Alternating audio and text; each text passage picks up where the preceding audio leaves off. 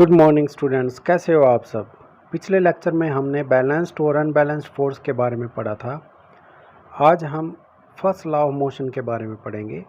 देखिए topic, by observing the motion of objects on an inclined plane Galileo deduced that objects move with a constant speed when no force act on them.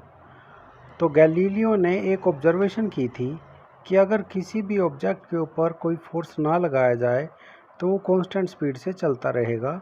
He observed that when a marble rolls down an inclined plane its velocity increases. उसने observe किया कि जब inclined plane से, inclined plane होता है उठा हुआ plane, जैसा कि फिगर में दिखाई दे रहा है, इस प्लेन से किसी मार्बल को, कंचे को अगर छोड़ा जाता है ऊपर से नीचे की तरफ तो वो रोल डाउन हो जाएगा और उसकी वेलोसिटी आहिस्ता आहिस्ता इंक्रीज हो जाएगी जैसे जैसे वो नीचे आता है। In the next chapter you will learn that the marble falls under the unbalanced force of gravity as it rolls down. अगले चैप्टर में आप ये पढ़ोगे कि मार्बल के ऊपर ग्रेविटी का फोर्स लगेगा जो कि अनबैलेंस्ड है, जिसकी वजह से उसकी वेलोसिटी में चेंज आता है and attains a definite velocity by the time it reaches the bottom. और वो एक डेफिनेट वेलोसिटी हासिल कर लेता है जब तक कि वो नीचे पहुंचता है। Its velocity decreases when it climbs up as shown in figure 9.5b। तो उसकी वेलोसिटी कम हो जाती है जब वो ऊपर की तरफ चढ़ता है, जैसा कि फिगर 9.5b के अंदर दिखाया गया है।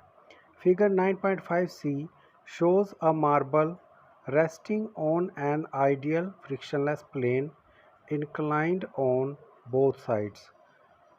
फिगर 9.5c के अंदर एक मार्बल दिखाया गया है जो रुका हुआ है आइडियल फ्रिक्शनलेस प्लेन पे। आइडियल फ्रिक्शनलेस प्लेन क्या होता है? जहाँ पे कोई भी फ्रिक्शन ना हो, घर्षण ना हो, सरफेस एकदम स्मूथ हो। Galileo argued that when the marble is released from left, कि मार्बल को अगर लेफ्ट से हम रिलीज करते हैं, it would roll down the slope and go up on the opposite side to the same height from which it was released. तो Galileo कहता है कि अगर स्लोप्ड जो इंक्लाइंड प्लेन है तो इसके एक सिरे से अगर हम मार्बल को छोड़ते हैं तो दूसरे स्लोप के ऊपर जो अपोजिट साइड है सेम हाइट तक जाएगा वो, जहाँ से हमने इधर से छोड़ा है, जितनी हाइट से हमने इस वाले साइड से छोड़ा है। If the inclination of the plane on both sides are equal, अगर दोनों जो प्लेन हैं दोनों का एंगल जो है अगर सेम होगा, then marble will climb the same distance and it covers while rolling down. तो जितना डिस्टेंस मार्बल ने ऊपर से नीचे आने में कवर किया उतना ही दूसरे स्लाइड पे नीचे से ऊपर जाने में कवर करेगा। If the angle of inclination of the right side plane were greatly decreased, अगर राइट साइड वाले प्लेन का हम एंगल कम कर देते हैं, then the marble would travel further distances, तो मार्बल और ज़्यादा डिस्टेंस कवर करेगा as compare to first plane till it reaches the original height. तो ओरिजिनल हाइट पे पहुंचने के लिए वो ज़्यादा डिस्टेंस कवर करेगा। If the right side plane were ultimately made horizontal, अगर हम राइट साइड वाले प्लेन को हॉरिजेंटल बना देते हैं, मतलब सीधा कर देते हैं, जैसे कि एक रोड होता है इस तरह से, that is the slope is reduce to zero, मतलब उसका ज़मीन के साथ जो स्लोप है वो ज़ीरो हो जाता है।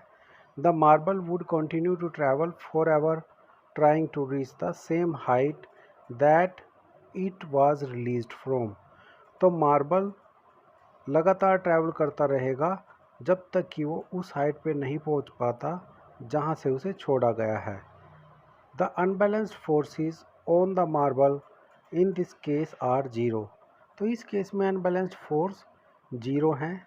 It thus suggest that an unbalanced external force is required to change the motion of the marble but no net force is needed to sustain the uniform motion of marble.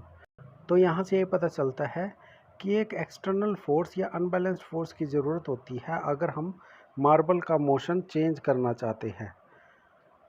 जबकि जो उसका motion है उसी को sustain करने के लिए कुछ ज़्यादा फोर्स नहीं लगाना पड़ता, एक्सटर्नल फोर्स की ज़रूरत नहीं है। In practical situation it is difficult to achieve a zero unbalanced force, कि प्रैक्टिकल सिचुएशन में अनबैलेंस्ड फोर्स को अचीव करना इम्पॉसिबल है। This is because in the presence of frictional force acting opposite to the direction of motion, क्योंकि frictional force हमेशा रहेगा जो motion के अपोजिट डायरेक्शन में काम करेगा। Thus in practice the marble stops after travelling some distance, तो अगर देखें तो मार्बल जो है कुछ डिस्टेंस ट्रैवल करने के बाद रुक जाएगा। The effect of frictional force may be minimised by using a smooth marble, frictional force को मिनिमाइज करने के लिए हम क्या करेंगे, एक स्मूथ मार्बल का इस्तेमाल करेंगे। And a smooth plane and providing a lubricant on the top of the plane, और प्लेन भी स्मूथ होगा जिसको हम लुब्रिकेट कर देंगे, मतलब ऑयल लगा देंगे जिससे कि वो एकदम स्मूथ हो जाए और फ्रिक्शन ना हो। तो बच्चों आज का लेक्चर यहीं पे ख़त्म करते हैं। आप सब ने इसको 2-3 बार सुनना है और जिस तरह से मैं एक्सप्लेन कर रहा था ऐसे ही आपको भी एक्सप्लेन करके देखना है इसे, या जो आपको पढ़ाता है उसे एक्सप्लेन करके दिखाना है। तो मिलेंगे नेक्स्ट लेक्चर में। Till then goodbye and take care.